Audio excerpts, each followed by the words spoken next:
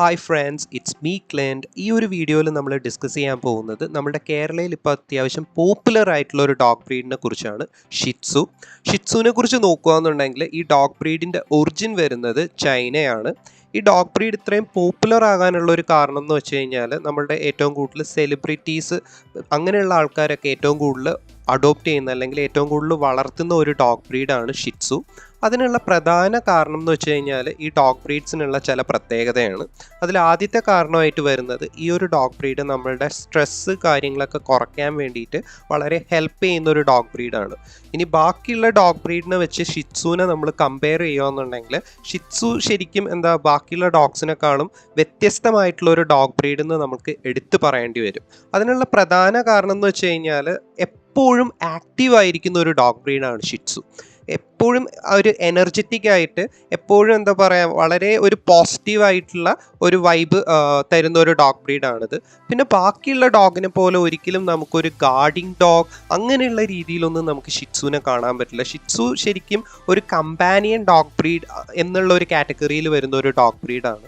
പിന്നെ വീട്ടിലൊക്കെ ചെറിയ കുട്ടികളൊക്കെ ഉണ്ടെന്നുണ്ടെങ്കിൽ നമുക്ക് ഒരു സംശയമില്ലാണ്ട് അഡോപ്റ്റ് ചെയ്യാൻ പറ്റിയ ഒരു ഡോഗ് ബ്രീഡാണ് ഷിറ്റ്സു. കാര്യം ഇത് തീരെ അഗ്രസീവ് അല്ല, ആർക്കും വളരെ ഫ്രണ്ട്ലി ആയിട്ട് ഇടപെടാൻ പറ്റിയ ഒരു ഡോഗ് ബ്രീഡാണ്. അപ്പം നിങ്ങൾക്ക് നിങ്ങളുടെ ആവശ്യം ഒരു ഗാർഡിങ് ഡോഗിനെയാണെന്നൊക്കെ ഉണ്ടെങ്കിൽ നിങ്ങൾ ഷിറ്റ്സുവിനെ ഒരിക്കലും സെലക്ട് ചെയ്യാതിരിക്കുന്നതായിരിക്കും നല്ലത്. അതേസമയം നിങ്ങൾക്ക് ബെസ്റ്റ് ആയിട്ടുള്ള ഒരു കമ്പാനിയൻ ഡോഗ്, അതായത് നമ്മൾ വീട്ടിൽ പൂച്ചേനെയൊക്കെ വളർത്തുന്ന പോലെ സ്നേഹിച്ച് വളർത്താൻ പറ്റിയ ഒരു കമ്പാനിയൻ ഡോഗിനെയാണ് നിങ്ങൾ നോക്കുന്നതെന്നുണ്ടെങ്കിൽ നിങ്ങൾക്ക് ബെസ്റ്റ് ആയിട്ടുള്ള ചോയ്സ് ആയിരിക്കും ഷിറ്റ്സു.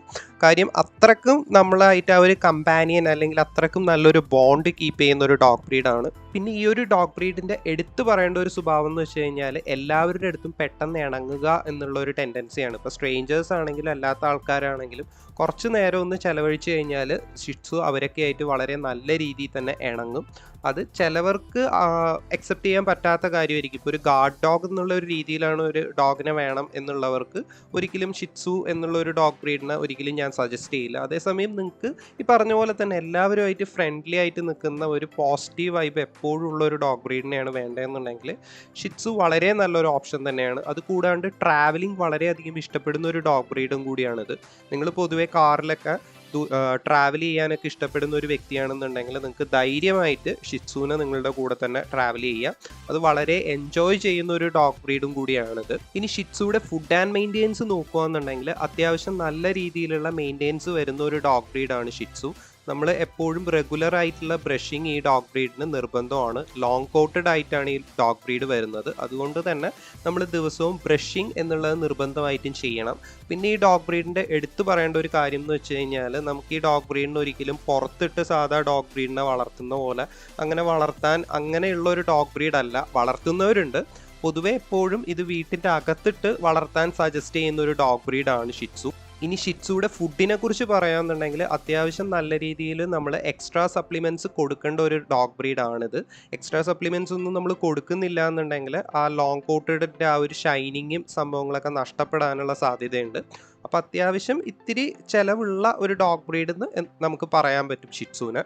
പിന്നെ ഈ ഡോഗ് ബ്രീഡിൻ്റെ ഡയറ്റ് പ്ലാനിൽ നമ്മൾ നിർബന്ധമായിട്ടും ഒരു നേരമെങ്കിലും ഡോഗ് ഫുഡ് ഇൻക്ലൂഡ് ചെയ്യണം. എന്നാൽ മാത്രമേ ഡോഗ് ബ്രീഡിന് ആവശ്യമായിട്ടുള്ള പോഷകങ്ങളും മറ്റുമൊക്കെ കിട്ടത്തുള്ളൂ.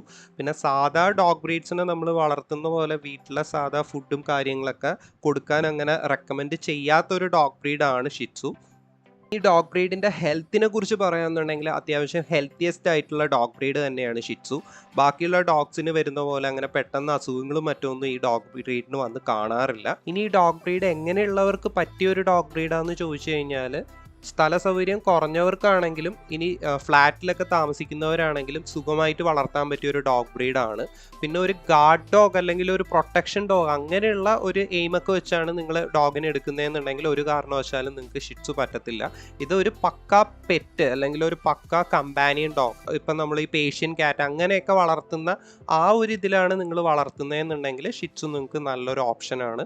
വളരെ ഫ്രണ്ട്ലി ആയിട്ടുള്ള നിങ്ങളുടെ വീട്ടിൽ വരുന്ന ഗസ്റ്റിനോടാണെങ്കിലും ആരോടാണെങ്കിലും വളരെ ഫ്രണ്ട്ലി ആയിട്ടുള്ള ഒരു പോസിറ്റീവ് ആയിട്ടുള്ള ഒരു എനർജി എപ്പോഴും ഉള്ള ഒരു ഡോഗ് ബ്രീഡാണിത്.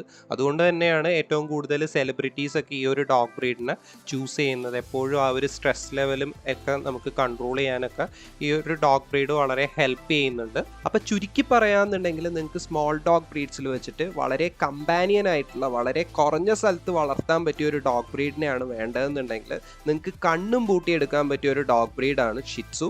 ഇനി ഈ ഡോഗ് ബ്രീഡ്സിനെ കുറിച്ച് ഡീറ്റെയിൽ ആയിട്ടുള്ള വീഡിയോ വേണമെന്നുണ്ടെങ്കിൽ അത് താഴെ കമൻറ്റ് ചെയ്യുക. അപ്പോൾ എല്ലാവർക്കും thank you for watching. Then have A nice day.